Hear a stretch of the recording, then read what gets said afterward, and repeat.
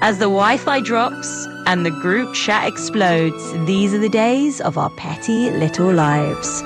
With a wry, sarcastic delivery, in a world where receipts are screenshots, loyalty expires faster than milk, and everybody's healing but still toxic. One woman dares to ask, who raised Raoul? As the drama turns, the wigs shift, and the baby daddies vanish like rent money. We follow the trials, tribulations, and TikTok-worthy tantrums of the emotionally unavailable, the spiritually confused, and the chronically online. These are the days of our lives, sponsored by bad decisions and even worse friends.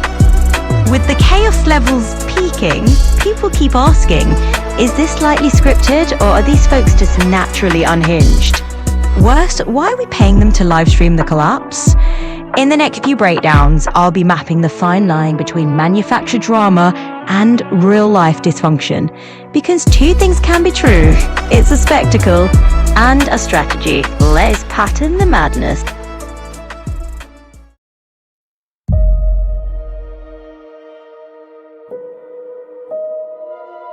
What if I told you the drama isn't accidental? It's a group project. Would you believe me if I said the chaos comes with a script and a group chat?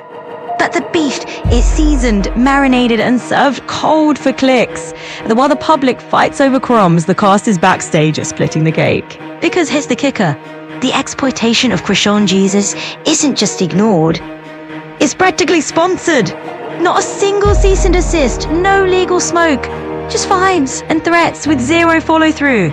The same characters who bark lawsuits suddenly forget how to file paperwork when it's time to protect income. Curious, isn't it? And when Blueface opened King of Crabs, oh, the cyber attacks were gourmet level petty. Until Whack 100 and Bodine said, cut! Suddenly the show took a lunch break. Why? Because Christian was in the chromo shots? Because someone didn't like the font on the flyer? Now any venue that books her gets cyber-stalked like the king has did a felony. Businesses attacked, income sabotaged, and still crickets. No action, no protection, just more spectacle.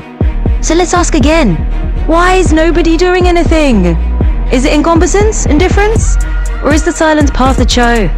Because when the threats are loud but the lawsuits are missing, you have to wonder, who's really in charge? And who's really laughing? Let's roll the clip from Carlissa and Jason Lee and find out if you were spiritually napping with your eyes wide open.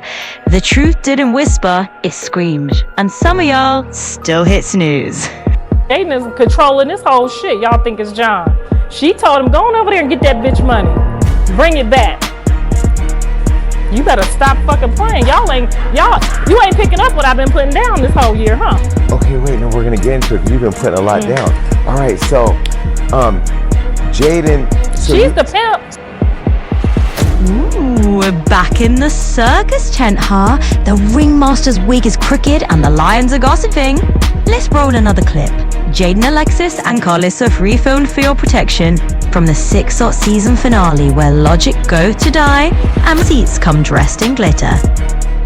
But now I understand now. I see the big picture. I see the $1 million plan, but of course it was hard at first. This whole saga is giving Ringling Bros meets reality TV with a splash of dental drama. Let's break it down like it's a conspiracy board in a glittery trap house. Carlissa's declaration. Jaden is the circus conductor, not Blue.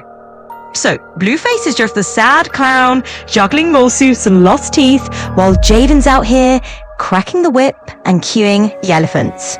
Got it. Krishane's unicorn incident? Losing a tooth to a mythical creature is peak poetic irony. Like, imagine telling your dentist, Isha, it was the unicorn. No, not a metaphor, a literal unicorn. That's not trauma, that's folklore. Jaden's spit-soaked soliloquy.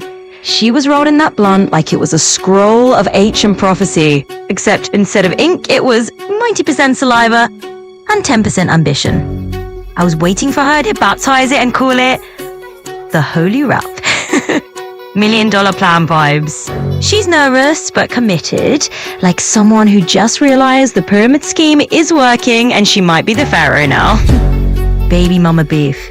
Oh, it's giving WWE SmackDown Maternity Edition. The drama's so sage it needs a director's cut. They're probably splitting ad revenue while pretending to split orbs. In conclusion, this isn't just a circus, it's a Cirque du so fake. And we're all watching from the bleachers with popcorn and a side of disbelief.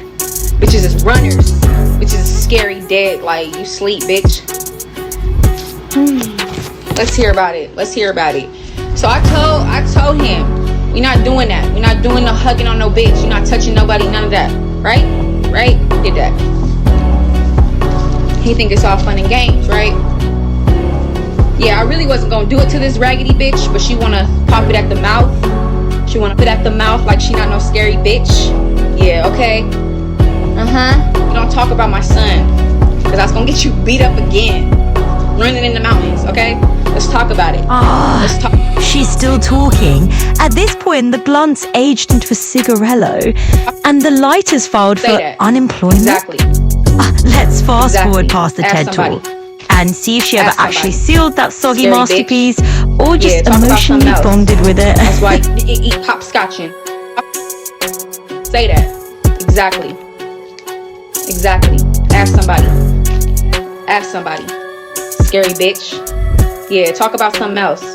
That's why you eat hopscotching. Out the hops. Ask about it. Yeah. I didn't pull up. I pulled up with only 2 bitches came in the house to fight. That was me and my sis. So all that put up.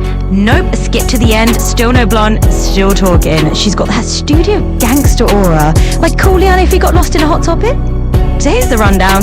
She went live after pulling up to BGC with her sister to jump Krishan, but the only thing that got hit was the unicorn prop. Real action figure energy, zero articulation. And calling Krishan a linebacker, sis was barely Hollywood ready, more like spiritually jet-lagged and emotionally unwrapped. Baby mama number 1 was a ghost until this cameo. Now she's given full monologue with sprinkle false bravado and a dash of I rehearsed this in the mirror. Anyway, we'll pick this up next episode. Will the blunt ever be finished? Will the unicorn press charges? Will we get more ghetto shenanigans or just another round of scripted improv? And when I saw that video, I gasped. How did she filter off the 20-pound Stewie head and that American Dad chin? That's not Facetune, that is sorcery. As the Wi-Fi drops and the group chat explodes, these are the days of our petty little lives. With a wry, sarcastic delivery, in a world where receipts are screenshots, loyalty expires faster than milk, and everybody's healing but still toxic. One woman dares to ask, who raised Raul? As the drama turns, the wigs shift, and the baby daddies vanish like rent money. We follow the trials, tribulations, and TikTok wordy tantrums of the emotionally unavailable, the spiritually confused, and the chronically online.